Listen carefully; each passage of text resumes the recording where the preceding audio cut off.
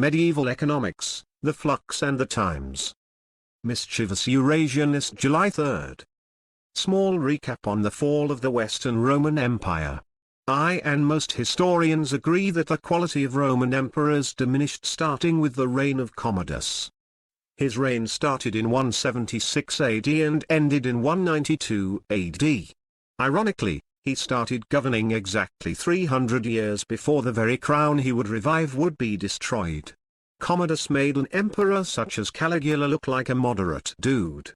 He had orgies all the time with his sex slaves, he had his sister murdered, he had entire families murdered including children, he allowed the oligarchy to manipulate him for their own bidding, he made his soldiers dance naked, he wholeheartedly believed he was Hercules reincarnated, and he fought in gladiator events and killed anything in his path even if it was an amputee or a small animal. Yeah? Pretty fucked up and psychotic dude. Although, I don't know if anyone can beat Caligula declaring war on the sea and making his soldiers collecting shells to inflict damage against Neptune. However, the fall of the Western Roman Empire didn't happen for this one particular reason. Rather, it was the final culmination of every Roman infestation that converged towards meltdown over its last few centuries of existence. These problems actualized themselves to civil society in the bewildering vortex that we call the crisis of the 3rd century. With the beginning of the Severan dynasty, we see a large increase in military personnel, starting with around 250,000 then to 600,000. The enormous and mighty Roman military was promised to be supported by better pay after centuries of compensation that remained the same. This debased the Roman currency that was backed by silver. We know that the Romans didn't have the money for this, so, how did they pay for this? Well, that's simple, they reached into the future and made more money, worthless money out of thin air. The government didn't decrease military spending or tax the populace, at first, but they sure did print money. The people began to realize something was off when basic infrastructure was not being maintained, alongside with the decrease of cultural events which led to the breakdown of the central authority of Rome. The basis of the Roman economy was through conquering other lands and enslaving a considerable amount of the population in order to work the large latifundia estates. The economy stagnated quickly after the apex of Roman imperial campaigns. For the next decades, Rome continued to suffer blows internally and externally. The lack of technological advancements allowed for no proper way of developing their forces of production besides through expansion. If we fast forwarding past the Diocletian reforms and the bombastic regrouping of Aurelian, we stare into the good-hearted abyss of panem et circenses, but the abyss stares back and shows us the future of imminent collapse. This historical royal flush originally converges with the Gothic uprising in 410 AD. The Huns were the new kid on the block who swept across Central Asia and most of Eastern Europe. This pushed most tribes west out of fear for their lives and sought refuge in Rome. Once the Gothic people arrived in Rome, they were treated as a lesser citizen of Rome. This was the main reason for a Gothic uprising. The Gothic people started to learn the Roman way of life and exploited its weaknesses. Let's call this our Red Ten of Hearts. The Gothic sack of Rome terrified Roman officials. All military forces were pulled out of Britain to defend Rome, which allowed for the Anglo-Saxon tribes to seep into Britain. So, you start to see the outskirts of the Roman Empire being taken by tribal invasions inspired by the Goths. Let's call this our Red Jack of Hearts. The monopoly of trade and travel in the Roman Empire was lost, lacking previous suppressive action against barbarians and pirates that led to havoc and robbery becoming a common occurrence. Maintaining infrastructure like roads and buildings was under the direct authority of the Roman government, which went out the window due to the immeasurable complications that faced an already dying ancient government. Losing the Mediterranean Sea meant losing their uniting center of history for mankind to enter into relations in the finite sea that break the limits of mankind's being. Let's call this our Red Queen of Hearts. Rome was very dependent on specific parts of the empire to produce grain and cereal. It hit Roman cities hard and forced 95% of the population to move to rural manors to work for their own subsistence. Let's call this our Red King of Hearts. In connection with the economic situation, the Roman authorities thought they could solve the economic hardships of the empire by taxing everyone to oblivion. This meant that the working class members of society would be taxed to death, while the financial aristocracy found many ways to avoid paying anything. So, workers decided to work on these villas for large family property owners and later would become serfs. Let's finalize our royal flush with a magnificent red ace of hearts. Royal flush. Your hand was amazing, the flop was even better, the turn actualized itself and the river sinks each card through the particular and coagulated waters of inherent contradictions which moves history forward towards the highest degree of reality. The waves of the smooth blue river cut the fixation on immediate deterritorializing factors of the new, instead posits itself towards becoming. Early feudal existence. The Roman aristocracy quickly grabbed the power vacuum to establish themselves as a purely pragmatic centralized authority. Even before the collapse of Rome, the Catholic Church started becoming an entirely separate entity from the state. The clash of Theodosius and Ambrose paints this picture perfectly. Ambrose even excommunicates him from the empire. The Church will soon become one of the poles of authority in the Western world, who will own just as much property as the aristocracy. The leaders of the Germanic tribes would convert to Christianity to have the people on their side. It was more political than a genuine belief. Then again, Constantine never really had a beloved interest in Catholicism either. With the fall of Rome, came the loss of comfort from all sphere of life, including the need for food, hunger and economic sovereignty. Former slaves submitted themselves to the new manorial system in exchange for protection and in the process became serfs. Manorialism is an economic system of large countryside estates that allowed for production to be based solely on subsistence. This also constitutes the beginning of feudal relations because the ruling aristocracy has a monopoly on land, in which surplus extraction from production occurs at a definite rate. A precise understanding of land and heritage is key to understanding the feudal system. Since Roman currency was no longer in mass circulation, there wasn't a strong monetary system in place. So, kings viewed land as a means of monetary bondage that he gave to his vassals, which would lead to the concept of passing down an estate through heredity. Paul Cockshott points this out in his book How the World Works. Titles to ownership, which passed mainly by royal assignment, inheritance, or marriage rather than purchase, were titles against other members of the feudal class. They were not property titles against serfs, but over them.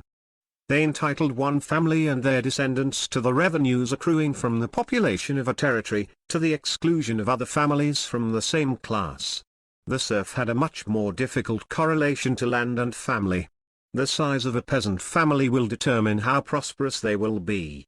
If a larger family does better than a smaller family by creating more surplus, it will lead to the smaller family borrowing from the larger family creating debt. Some large families will even become the landlord class. This could get even worse if someone in your family passes away. Land will be subdivided. Wealth was intertwined with the ownership of private property so much so that the ruling class recognized these details about their economic system. If there is unoccupied land, free peasants will migrate to it rather than submit to paying rents, so a landlord class cannot stabilize. If there is no free land, then a free peasantry can be forced to pay rent to gain access to privately held land. But if an exploiting landlord class exists, and there yet remain untilled forests or steppes, then the peasants must be reduced to serfdom to prevent their movement. The continuity of land tenure ran deep without reference to economic realities. This personal character of state authority in feudal economies is a necessary outgrowth of circumstances in which it is difficult for the state to maintain a salaried bureaucracy and a salaried standing army. If the state lacks a regular monetary income, it is forced to allocate land for the maintenance of its officials and troops. Even the king of the Middle Ages understood that it was naive to think you can have political outreach without first establishing some sort of basic economic sovereignty. The poorly developed monetary economy rendered common relations to any markets as irrelevant, because 95% of the population lived in the countryside in the early years of the Middle Ages. Localization of production was key for establishing subsistence. The direct producers get only a portion of the food they produce. Another portion is appropriated by the dominus or lord. Only a portion of the product enters into trade. But whereas the villa system was obliged to run at least a partial monetary surplus on current account to pay for replacement slaves, a manor can survive with a much lower portion of the product being traded. At its minimum, trade can be limited to luxuries and weapons purchased by the lord. Early feudal economies therefore supported a smaller urban sector than slave economy had. The structure of production itself, independent of our will, has always been social before modernity. Perhaps the byproduct of peasants living amongst one another constitutes social consciousness that cannot be taken for granted, as they later will be due to the expansion of city life. These sets of relations are a given from the independent moment of the conceptual being of a temporal archetype. The definite relation taken at the step of the crown, act in cohesion to produce the concept of the head and heart. No matter what you do, the life source of the body will temporal until the day of judgment, which constitutes this exclusive duality. Time exploration. High Middle Ages medieval philosophers reach back through time to find the first question that is posed in the laws of Plato. Athenian, tell me, strangers, is a god or some man supposed to be the author of your laws? This was a huge question that almost all political philosophers of the Middle Ages ascribed agency to, because of the constant friction between the domain of the king and the theological realm, which would sometimes erupt into the flames of conflict. The Hobbesian concept of sovereignty used in the 16th century was found in 11th century Christendom, which was then also found in the rediscovery of ancient Roman law. The basic authority of the state was defined as the emperor is not bound by the law. The King of France was the first king to was emperor of his own domain and didn't recognize any higher secular power. Through the Middle Ages, the same could be said about the Catholic Church, which recognized its own sovereignty in the spiritual realm. Although there seems to be a discrete consensus between both vestigial forms of the good, in Platonic terms, we can see that creates a hierarchy created between representatives of the form of forms.